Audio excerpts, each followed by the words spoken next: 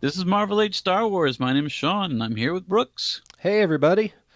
We're back Back again. to regular Star Wars comics after a brief sojourn of a couple weeks, I guess, into Star Wars letters and Mandalorian responses and other kinds of things that we've been doing. Lots of content. Lots of stuff we've been putting out. I've got a Boba Fett behind me. I don't know if you can see him. Well, you can't see him. I've got a Boba Fett helmet behind me here and a celebration of Mando. That's cool. Put that up there to show off my nerddom.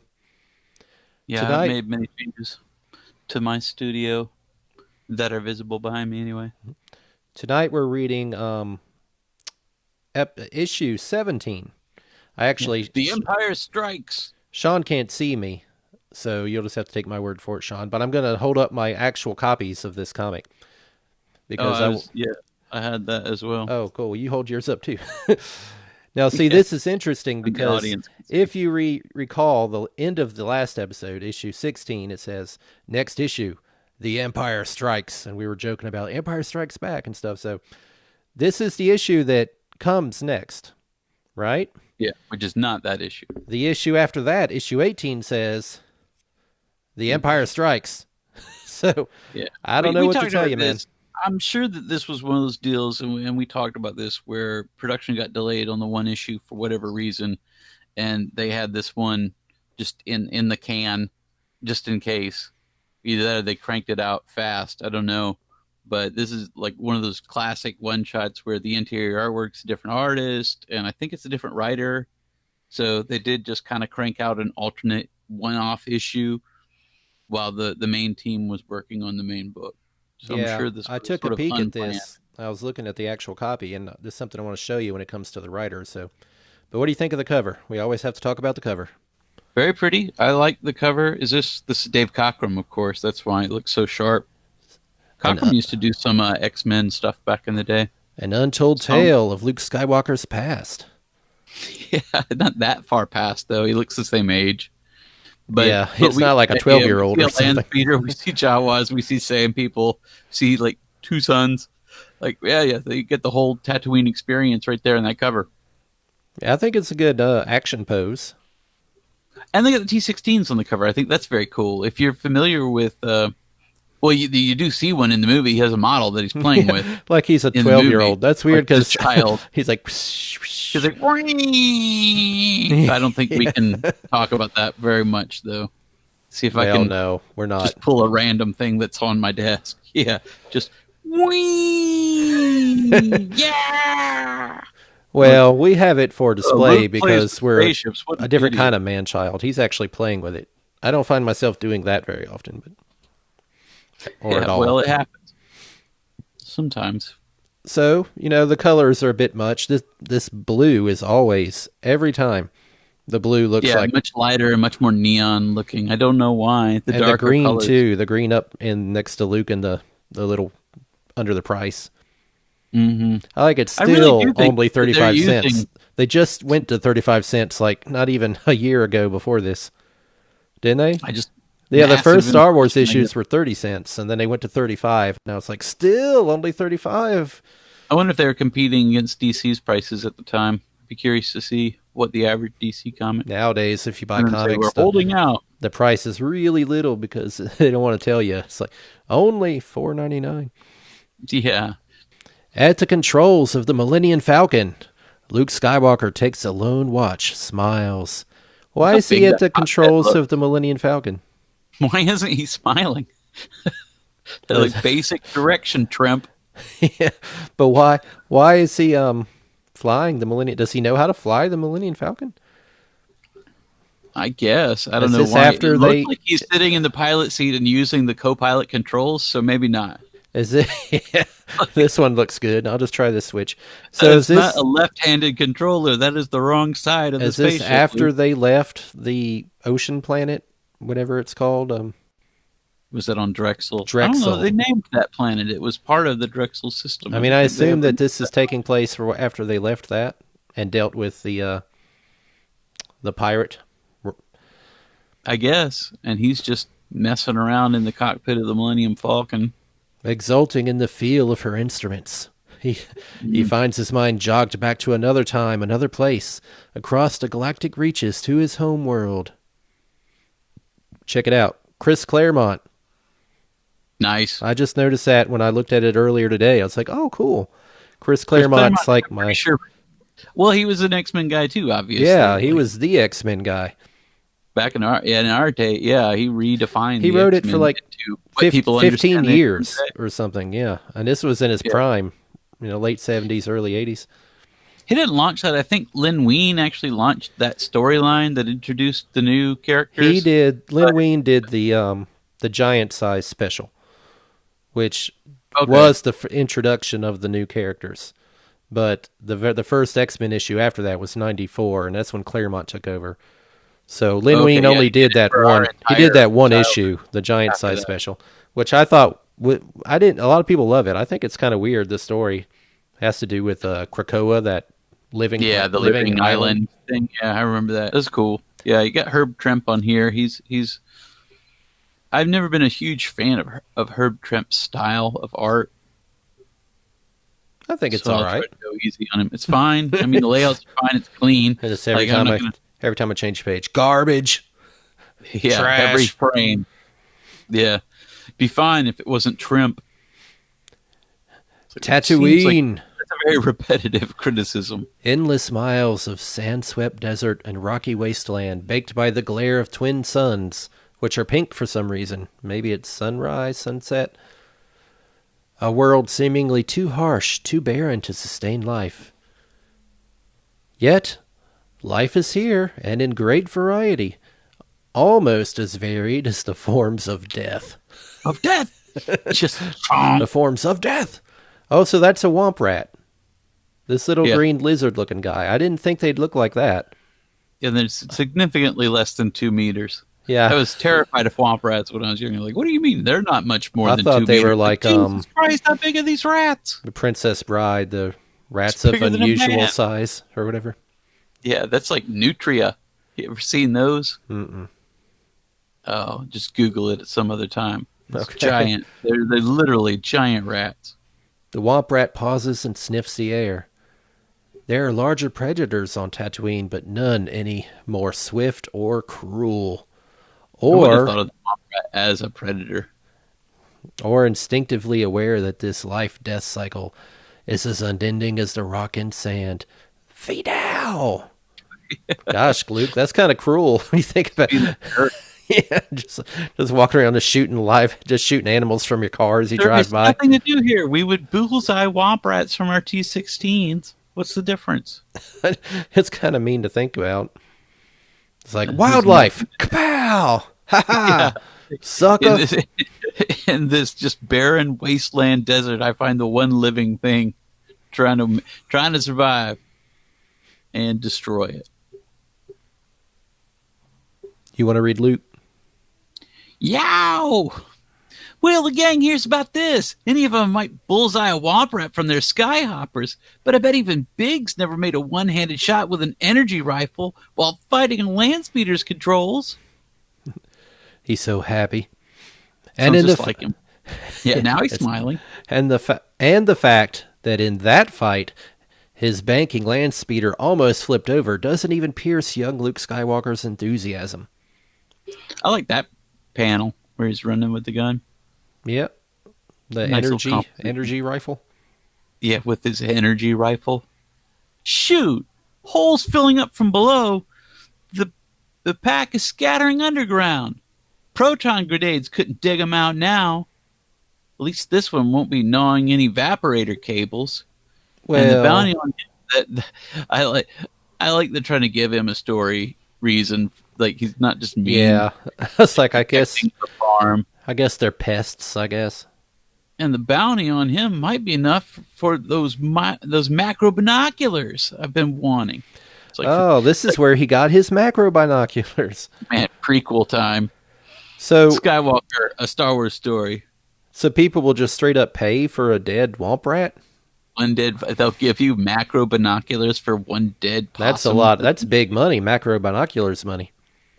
Mm-hmm. Satisfied, Luke steers toward home, unaware that his every movement has been observed. These watchers, too, seem satisfied. Tatooine's life-death cycle extends no further. For now. Bum bum bum. Here we are at the homestead, the Lars homestead. We haven't seen that in a while. And the Bantha Raiders have vanished into the wilds of the hostile Junlin. Is that how you say it? Junlin. Yep. Junlin wastes. By the time the land speeder reaches the main buildings of the Lars moisture farm. Uncle Owen, Aunt Beru, I'm home. Late. And without the rebuilt parts for our treadwell. Even though you took all day. I tried giving Fixer a hand, Uncle Owen, but with his backlog, he says it'll be a week before. Without that droid, we can't install those new vaporators. I know, Uncle Owen, and I kind of wondered. Big Starklighter's leaving soon for the Academy, and tomorrow the gang's planning a sort of farewell celebration. Until the droid's working, I can't do much, so... So it'll be an excuse to idle away more time, Luke. A water farmer can't. Oh, and which one is that? Beru? That's supposed to be Beru, I think. It's looking all right. I know what's weird is this is after the movie came out, and they've surely seen, we know they've seen the movie when they're making this, right? Or did they write this one? Owen looks like Owen. So kind of.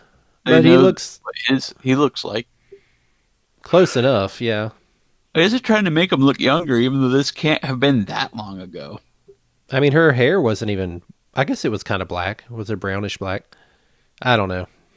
I should mention here, because they said that they were going to mine ideas from earlier drafts and stuff like that, which they did not do at all, but this one shot actually does, because this...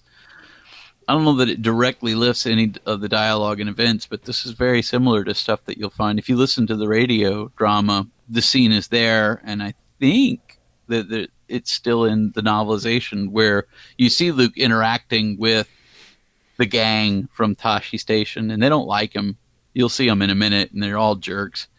But that's one of the deleted scenes too, though, isn't it? Yeah, like it was in. I don't know how much of that scene was shot. You know, the big stuff was shot because you see the pictures from it all the time, and you can see they finally did release the big scene online where you could see it. Yeah, I've seen those. But I don't remember seeing any scenes that had like Fixer and Camie in them. They did. There was one. Still shots were of Camie, so I know there was an actress. I've seen those. They were in a... I mean, they're probably everywhere now, but the first time I saw them, there was this Star Wars CD-ROM that came out, and it had deleted scenes on it back in... That's how old it is. So it was a CD-ROM. That's where I saw the big scene from.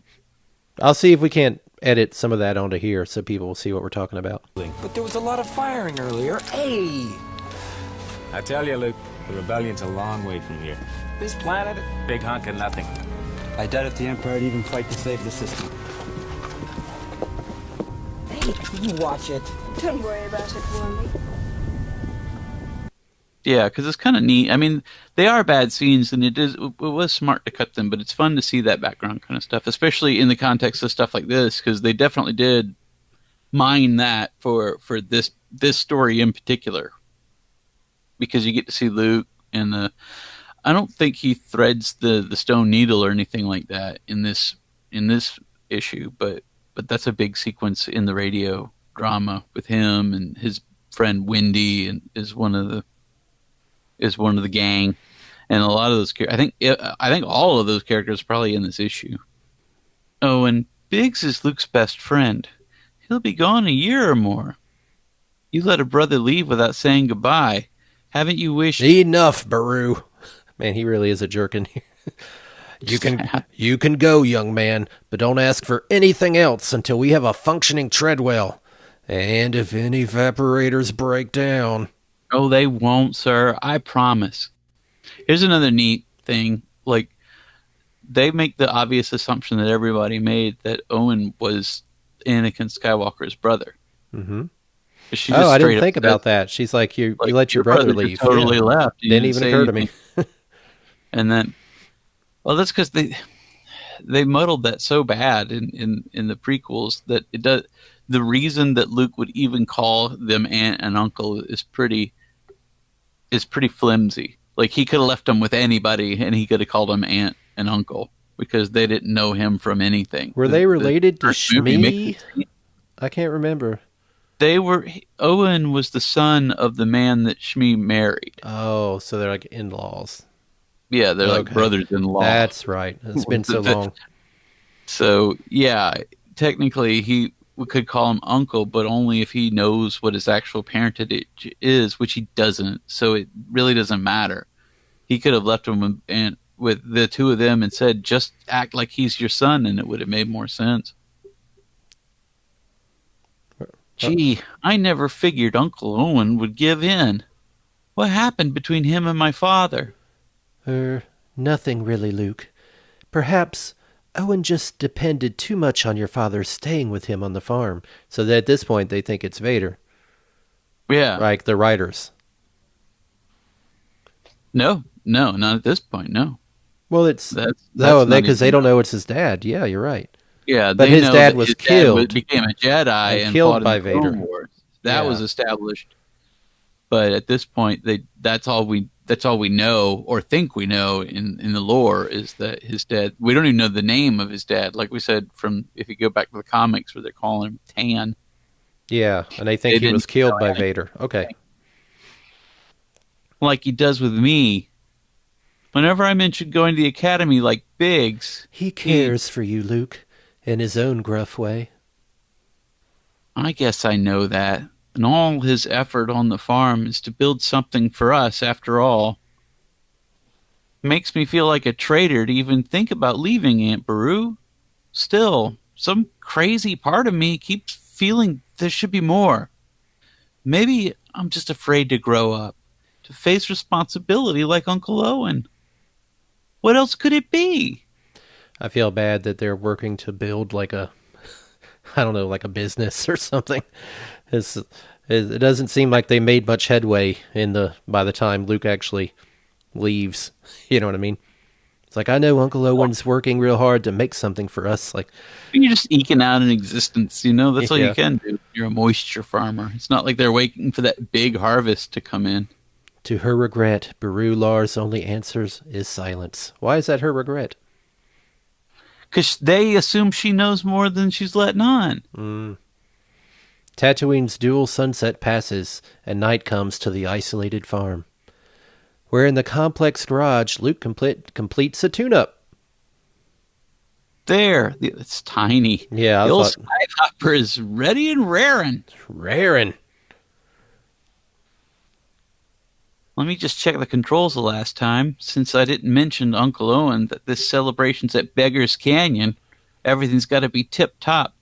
Don't want to bring back a wreck. It doesn't occur to Luke that he might not come back from a wreck. He is young. His own mortality seems a distant thing. And his thoughts are racing elsewhere. This is fun, because this is like a flashback within a flashback, if they do that. He squints his eyes, grips the controls, and ceases to be Luke Skywalker, Tatooine farm boy. So this is a fantasy and a flashback. In his mind's dreaming eye, he is Commander Luke Skywalker, leading a flight of starfighters into combat. Now the enemy destroyer looms before him, a raider, a slayer, trying to escape with its living cargo. Its living cargo? Like people? Slaver. Oh, It's a slaver. Slaver. I said Yeah. slayer. I read it wrong. Yeah. Yeah, not a very good slayer. Trying and failing. Skywalker again. He's the one who stopped us in the stick system. That's his last success. He may have boarded us swiftly, but he's going to die just as fast. But in the blaster duel, deadly skill, not talk, determines the winner. Punching skill. Deadly punching skill. He's like, was it kick puncher or whatever from Community? Remember? His punches have the strength of kicks. So stupid. And when quarters are too close for shooting, a fist can be deadly too, as the slave captain soon learns. Kapow! Then it is over, except for a lovely hostage's gratitude. Oh, come on, Luke. Your fantasies are embarrassing. And the promise of even greater adventures to come. I love this. Is like this is speaking to the little kids who read this comic, because this is like he's the stand-in for these kids. Yeah. And his fantasy, he's not too short per stormtrooper. See how she has to stand on her tippy toes to kiss him? Yeah, she might just be tiny. We don't know. I'm not too short. You're short. That's the way his fantasy goes. Another day. Luke! I would have liked that better as a scene anyway. Aren't you a little short? You're a little short. Yeah.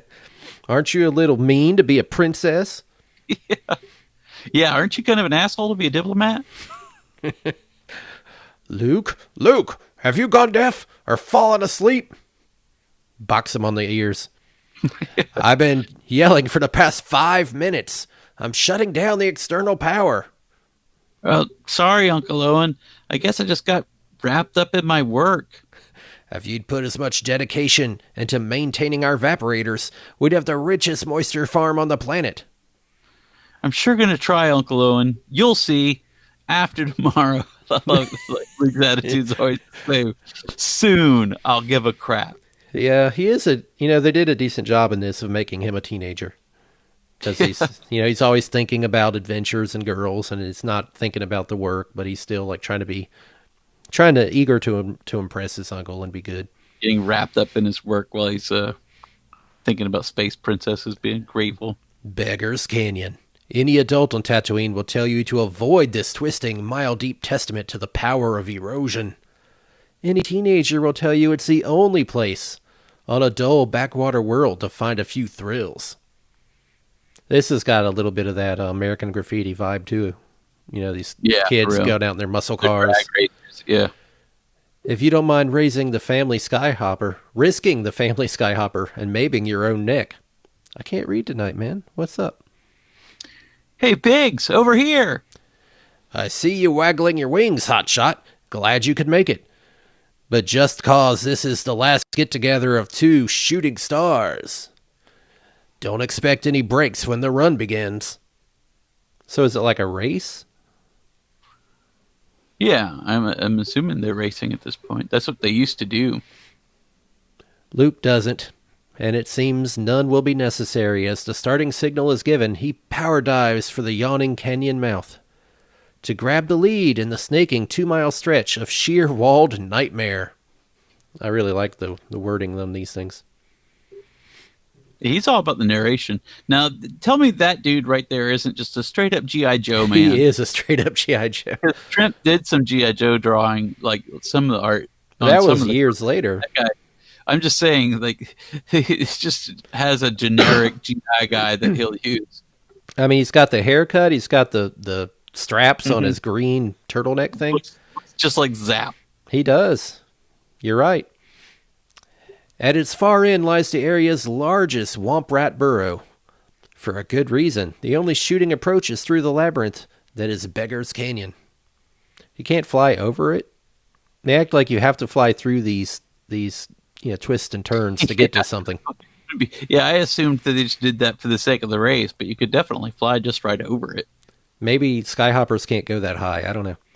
Where each bend, each turn is more impossible than the last, and maneuvering room may be determined by how many coats of paint your hopper has. Whoa. Skywalker Diet Lighter! I was trying to do gotta dial that one back. Yo, Joe! Skywalker and Darklighter keep leapfrogging for first place. On these curves, the only spot that leaves a runner-up is against the rocks, or out. I quit! Some Joe. This town's getting too rough for me. It is a choice made by more and more participants, as each new turn proves narrower, until only 2 ships remain. I like his, it's probably not pink in the original. It's probably some kind of dark purple, but I'm sure it's darker. Yeah. This is Barney purple here. Gangway, hotshot. I'm making my move. Just like I figured, Biggs, old buddy. Just a hair too early. There's still time for me to jump you before the last turn. And no room for you to overtake me after that. But as Luke starts. What the? Oh, wait. I was starting to figure. Who's talking? He's breaking with his retros. Biggs, you tricky son of a gun. I've got no choice Pull up or we'll collide. No, that's Luke saying that. Sorry. Still, yeah, I was getting confused. It's all right. The Darklighter Skyhopper is around the turn.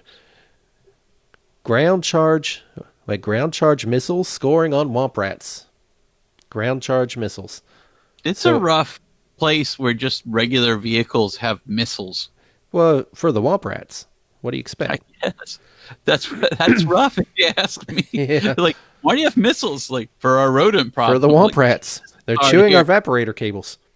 Good God. Before his ship steers upward to escape stone-cold disaster by millimeters. Way to go, Biggs. I wouldn't have dared try what you did. Guess that's why you're headed for the academy, and I'll probably stay on the moisture farm. That's right, you yokel. Yeah. Hayseed. Like an Okie. The thought troubles Luke for a moment, but it is soon forgotten in the revelry that follows every canyon run. Let's get drunk. Yeah, that's Fixer right there. Look sharp, Camie. Here they come. 2 shooting stars that can't be stopped. That's what we always say, Deak. And I didn't see anyone else proving us wrong today. These guys are the Dazed to Confused crowd. Rather than spend my time listening to some dipshit who doesn't know what the hell he's talking about anyway. I know what you're talking about. Deak is a reference to one of the early drafts too. Deak Starkiller was the hero of one of the early Star Wars script drafts. Yeah, well, Deak may be like John in their world, just a real common name. Well, that's what ends up happening. There's a Wendy here too. Deak and Wendy, they make their way through a lot of different iterations of the script. Those names do. So does the name Darklighter. The banter is long, loud, and mostly good-natured, leaving any hard feelings to some local Jawas. Annoyed that there are no wrecks to scavenge. Hell, irritating that would be. Like you wreck your car. Imagine if you got in a car, your tire goes flat or something, and Jawas start swarming all over your car. Immediately, yeah. So it goes until, hey! Speeder's on fire! Gonna crash! Let's get to it fast! And Big, he's a militia scout. Easy, mister. You're okay now. No, gotta warn everyone. Big trouble. Tusken Raiders on the rampage. A lot of them, mad as rock hornets. The supply caravan accidentally polluted one of their sacred wells. What kind of fools would do that? Fools smuggling blasters. Sand people got the smugglers and the guns. They're well armed and angry enough to hit Anchorhead, any farms in between. They weren't far behind me, so... Everyone to cover! They're here! Wendy, any luck with the communicator? Too much atmospheric interference. Wendy's a guy, okay. Yeah. I was thinking like Wendy's. Too much atmospheric interference. Wendy. Yeah. That's another name that's been around for a while, Wendy, until it finally turned into Windu. Gotta wait till the suns are lower. By that time, the main party could be in Anchorhead. The gang's handling this fine, Luke. Are they? Yeah. You game to try one of the hoppers? When my uncle's place is one of the ones in danger, try and stop me. Okay. He punches. Yeah. You said. Want to stop and wrestle for a minute? You want me to, jump you? You want me to jump you and see if you can overtake me? Phrasing. I don't think the sand people need any help. And one in particular seems to have anticipated this very move. What? Biggs!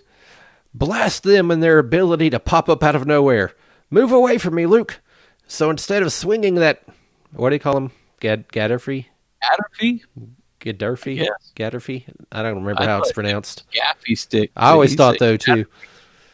We'll say Gaffy. Swinging that Gaffy, he'll be forced to throw. Ah! No! And that's where Biggs died. Again. Bracow! Damn, that's cool, Luke. Good shooting, Hotshot. He only got my shoulder. But from the way I feel, that point may have been dipped in sandbat venom. Just hang on, Biggs. I'll have you to a metadroid before that stuff can do any damage. I'm boosting us straight up and out of here. What about that wounded guy that came from the crashed ship? They're just He's dead to us. Forget him. don't No even have helping. his name. He's meaningless. He doesn't have a name. He's nobody. No, Luke. Stay low. They're better armed than usual, remember? Try for altitude, and we're a sitting duck for their long-range blasters. You're gonna have to stay down. Go through the mountains, instead of over them. Through? Biggs, there's no way except... Yeah, Diablo Cut. No one's ever done it before. Probably for good reason, that it's impossible. The good reason that it's impossible. That is a good reason. We'll never survive. Nonsense. You're only saying that because no one ever has. But if we take the time to go the long way around, some farms and part of Anchorhead may not be waiting. And you haven't mentioned yourself, Biggs. I guess that's Luke saying that. Yeah. It's hard to tell. That the poison in your... Yeah, go ahead. Okay. That the poison in your system could take effect before that long trip's done. Okay, Mr. Darklighter, Diablo Cut it is. Somebody's got to be first. Why not us? He's like, I'll be honest, Luke. I'm pretty sure I'm dying, and I'd rather do it in Diablo Cut than in your Skyhopper. Yeah, I really might as well explode than sand bat venom. Only trouble is, up to now, I've been a moisture farmer who plays around with a skyhopper. Daydreams about being a star pilot. This is going to take far more than that, and there's no reason to believe I've got it. Then, there is no more time to think, as the vulnerable little craft sails into the heart of Diablo Cut. Here, there can be no hesitation. Everything rides on reaction and instinct. Boy and Skyhopper must become as one or lose all. Luke, I must have been crazy to get you into this. It can't be done. Yeah, the hell of a time to tell me now. Biggs faints. But if Luke has heard his delirious whisper, it doesn't show. So I'm not listening to your dying words. It's already too late.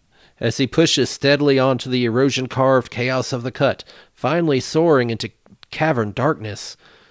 But at its end is light. Light and the promise of open sky above us. I keep reading, Luke. Go ahead. You just read them all. You just eat it all. Go ahead. Open sky above us, Biggs. We're through. Except for a Tusken Raider scouting party. Surprise favors the Skyhopper. In the Sand People's memories, no machine has ever roared out of Diablo Cut. Still, they're down there going, woo-hoo-hoo, and what they're saying is, wow, those guys can drive. Look at those guys. 2 of them in a Starhopper at that. Awesome. We're catching some of those shots in the after. Yeah, those are celebratory shots. They're all up in the air. Catching some shots in the afterburner. She's bound to catch fire. And as the Lars moisture farm looms on the horizon, the flames are there. If I can power into the sand, maybe, just maybe, we won't explode. Ka-womp. Luke! I guess that's Owen, I guess. Luke, have you gone mad, young man? Get a med pack for Biggs, Uncle Owen. And Aunt Beru, call out to the local militia fast. And suddenly Luke Skywalker is very tired. Twilight it is. Oh, Twilight it is. That's what I was thought to say.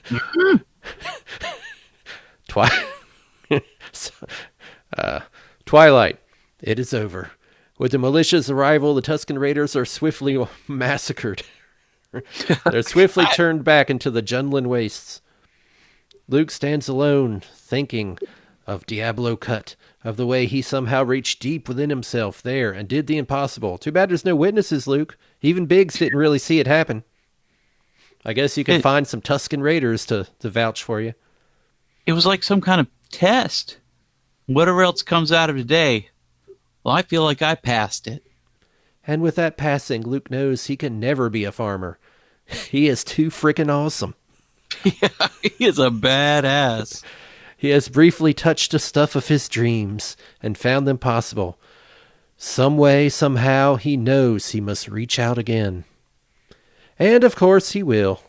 Here we go. Another, in case you don't remember anything that happened. Splash. Every artist wants to draw scenes from the movie, I guess. Reluctantly at first, reluctantly waiting on the starting line. Engines pumping and thumping in time. How's that? I just thought the same thing. Yeah, it's like every time I hear reluctantly. As events beyond his home planet conspire to sweep him into the greatest adventure of all. He'll go the distance. So he's shooting at a giant Vader head, some stormtroopers, some explosions, some TIE fighters. An adventure. That's pretty dynamic. Yeah, man, it's flying off of him because he's swinging around so fast.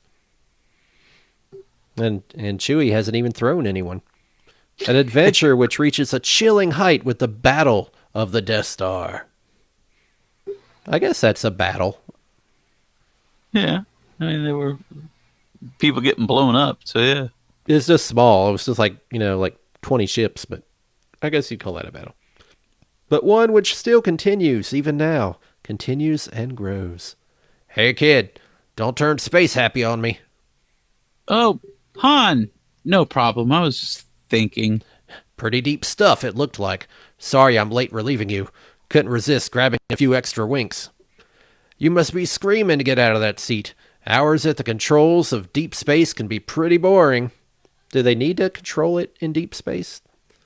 And when he goes to hyperspace, he just comes back and hangs out with everyone else while they're flying. Maybe someday, Han. Maybe in years. But right now, I'm exactly where I want to be. Da-da-da! Yay! Good Luke. Good Luke.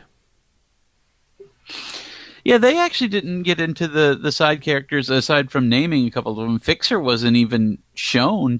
He just mentioned him. Yeah. But it was Deak standing with Camie, and I don't remember, I guess he did say her name when they came up. He said, look at these guys, Camie, or something like that, maybe. So those characters barely. But you see some other stuff where you see the gang, they're calling him Wormy. In the comic or in other media? We'll have to look at the comic. Like, we skipped the comic, the adaptation of the movie, and now... yeah. I wonder if there's scenes. We could look at that. We're going to do that someday. We're going to do the... I remember reading it, but I don't know if we got to see much of the Anchorhead gang. Well, but it's all right. It was an okay story. Not a whole lot happened. It's basically just bullseying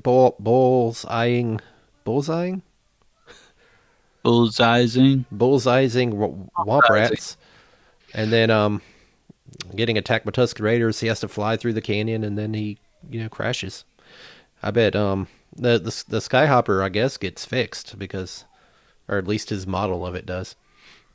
It's real similar to that scene from the original script, but it got fleshed out in the radio drama where they have a whole race sequence real similar to this one, except the stakes aren't any greater than it being a race sequence, but he ends up having to thread the stone needle, which is like going up a peak where the only way to get past it is through a hole in the middle of it.